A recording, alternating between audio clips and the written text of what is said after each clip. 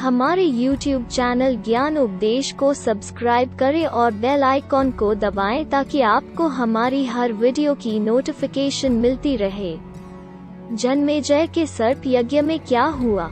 उग्रश्रवा जी कहते हैं, जन्मेजय के यज्ञ में सर्पों का हवन होते रहने से बहुत से सर्प नष्ट हो गए, केवल थोड़े से ही बच रहे थे। इससे वासुकी नाग को बड़ा कष्ट हुआ। घबराहट के मारे उनका हृदय व्याकुल हो गया। उन्होंने अपनी बहन जरत्कारु से कहा, बहन, मेरा अंग अंग जल रहा है, दिशाएं नहीं सूझ रही है, चक्कर आने के कारण बेहोश सा हो रहा हूँ, दुनिया घूम रही है, कलेजा फटा जा रहा है। मुझे ऐसा दिख रहा है कि अब मैं भी विवश होकर इस धधकती आग में गिर जाऊंगा। इस यज्ञ का यही उद्देश्य है। मैंने इसी समय के लिए तुम्हारा विवाह जरत्कारु ऋषि से किया था। अब तुम हम लोगों की रक्षा करो। ब्रह्मा जी के कथनानुसार तुम्हारा पुत्र आस्तिक इस सर्प यज्ञ को बंद कर सकेगा। वो बालक होने पर भी श्रेष्ठ वेदवेता और वृद्धों का माननीय है। अब तुम उससे हम लोगों की रक्षा के लिए कह दो। अपने भाई की बात सुनकर ऋषि पत्नी जरत्कारु ने सब बात बतलाकर नागों की रक्षा के लिए आस्तिक को प्रेरित किया। आस्तिक ने माता की आज्ञा स्वीकार कर वासुकी से कहा, नागराज, आप मन में शांति रखिए। मैं आपसे सत्य सत्य कहता हूँ कि उस शाप से आप लोगों को मुक्त कर दूंगा। मैंने हास विलास में भी कभी असत्य भाषण नहीं किया है, इसलिए मेरी बात झूठ न समझो। मैं अपनी शुभ वाणी से राजा जन्मेजय को प्रसन्न कर लूंगा और वो यज्ञ बंद कर देंगे। मामा जी, आप मुझ पर विश्वास कीजिए। इस प्रकार वासुकी नाग को आश्वासन देकर आस्तिक सर्पों को मुक्त करने के लिए यज्ञशाला में जाने के उद्देश्य से चल पड़े।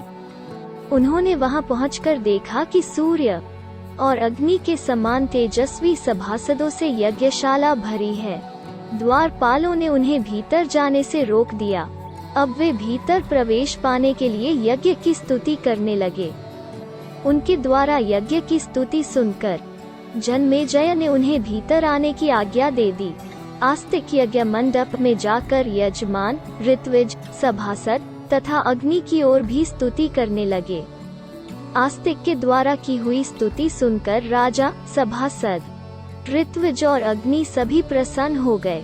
सबके मनोभाव को समझकर जन्मेजय ने कहा, यद्यपि यह बालक है, फिर भी बात अनुभवी वृद्धों के समान कर रहा है। मैं इसे बालक नहीं, वृद्ध मानता हूँ। मैं इस बालक को वर देना चाहता हूँ। इस विषय में आप लोगों की क्या सम्मति है? सभासदों ने कहा, ब्राह्मण यदि बालक हो तो भी राजाओं के लिए सम्मान्य है। यदि वो विद्वान हो तब तो कहना ही क्या। अतः आप इस बालक को मुमांगी वस्तु दे सकते हैं। जन्मेजय ने कहा, आप लोग यथाशक्ति प्रयत्न कीजिए कि मेरा यह कर्म समाप्त हो जाए और तक्षक नाग अभी यहाँ आ जाए। वही तो मेरा प्रधान शत्रु है। ऋत्विजों ने कहा, अग्निदेव का कहना है कि तक्षक भयभीत होकर इंद्र के शरणागत हो गया है। इंद्र ने तक्षक को अभयदान भी दे दिया है। जन्मेजय ने कुछ दुखी होकर कहा, आप लोग ऐसा मंत्र पढ़कर हवन कीजिए कि इंद्र के साथ तक्षक नाग आकर अग्नि में भस्म हो जाए। जन्मेजय की बात सुनकर होता ने आहुति डाली। उसी समय आकाश में इंद्र और तक्षक नाग दिखाई पड़े। इंद्र तो उस यज्ञ को देखकर बहुत ही घबरा गए और तक्षक नाग को छोड़कर चलते बने। तक्षक नाग क्षण क्षण अग्निज्वाला के समीप आने लगा। तब ब्राह्मणों ने कहा, राजन, अब आपका काम ठीक हो रहा है, इस ब्राह्मण को वर दे दीजिए। जन्मेजय ने कहा, ब्राह्मण कुमार, तुम्हारे जैसे सत्पात्र को मैं उचित वर देना चाहता हूँ, अतः तुम्हारी जो इच्छा हो प्रसन्नता से मांग लो। मैं कठिन से कठिन वर भी तुम्हें दे दूंगा। आस्तिक ने यह देखकर कि अब तक्षक नाग अग्निकुंड में गिरने ही वाला है, उन्होंने इस अवसर का लाभ उठाया। उन्होंने कहा, राजन, आप मुझे यही वर दीजिए कि आपका यह यज्ञ बंद हो जाए और इसमें गिरते हुए सर्प बच जाए। इस पर जन्मेजय ने कुछ अप्रसन्न होकर कहा, समर्थ ब्राह्मण, तुम सोना, चांदी, गौ और दूसरी वस्तुएं इच्छानुसार ले लो। मैं चाहता हूँ कि यह यज्ञ बंद न हो। आस्तिक ने कहा, मुझे सोना, चांदी, गौ अथवा और कोई भी वस्तु नहीं चाहिए। अपने मातृकुल के कल्याण के लिए मैं आपका यज्ञ ही बंद कराना चाहता हूँ। जन्मेजय ने बार बार अपनी बात दोहराई, परंतु आस्तिक ने दूसरा वर मांगना स्वीकार नहीं किया। उस समय सभी वेदज्ञ सदस्य एक स्वर से कहने लगे, यह ब्राह्मण जो कुछ मांगता है वही इसको मिलना चाहिए। तक्षक की जान कैसे बची? शौनक जी ने पूछा।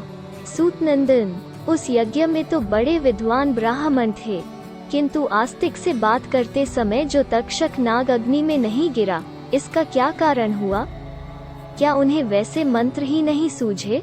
उग्रश्रवा जी ने कहा, इंद्र के हाथों से छूटते ही तक्षक नाग मूर्छित हो गया।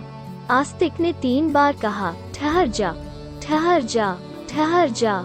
इसी से वो आकाश और पृथ्वी के बीच में लटका रहा और अग्निकुंड में नहीं गिरा। शौनक जी। सभासदों के बार बार कहने पर जन्मेजय ने कहा, अच्छा, आस्तिक की इच्छा पूर्ण हो, यह यज्ञ समाप्त करो। आस्तिक प्रसन्न हो, हमारे सूत ने जो कहा था वो भी सत्य हो। जन्मेजय के मुंह से यह बात निकलते ही सब लोग आनंद प्रकट करने लगे। सभी को प्रसन्नता हुई। राजा ने ऋषिगण और सदस्यों को तथा जो अन्य ब्राह्मण वहां आए थे उन्हें बहुत दान दिया। जिस सूत ने यज्ञ बंद होने की भविष्यवाणी की थी उसका भी बहुत सत्कार किया। यज्ञांत का अभृत स्नान करके आस्तिक का खूब स्वागत सत्कार किया और उन्हें सब प्रकार से प्रसन्न करके विदा किया। जाते समय जन्मेजय ने कहा, आप मेरे अश्वमेध यज्ञ में सभासद होने के लिए पधारिएगा। आस्तिक ने प्रसन्नता से तथास्तु कहा। तत्पश्चात अपने मामा के घर जाकर अपनी माता जरत्कारु आदि से सब समाचार कह सुनाया। उस समय वासुकी नाग की सभा यज्ञ से बचे हुए सर्पों से भरी हुई थी। आस्तिक के मुंह से सब समाचार सुनकर सर्प बहुत प्रसन्न हुए। इस तरह से बची तक्षक नाग और बाकी नागों की जान। निष्कर्ष, क्रोध और अहंकार कभी भी व्यक्ति का भला नहीं करते, ये दोनों विनाश की ओर ही लेकर जाते हैं। इसलिए जीवन को प्रेम के साथ ही जीना चाहिए। अगर ये वीडियो आपको अच्छी लगी तो इस वीडियो को शेयर करें और हमारे YouTube चैनल ज्ञान उपदेश को सब्सक्राइब करें।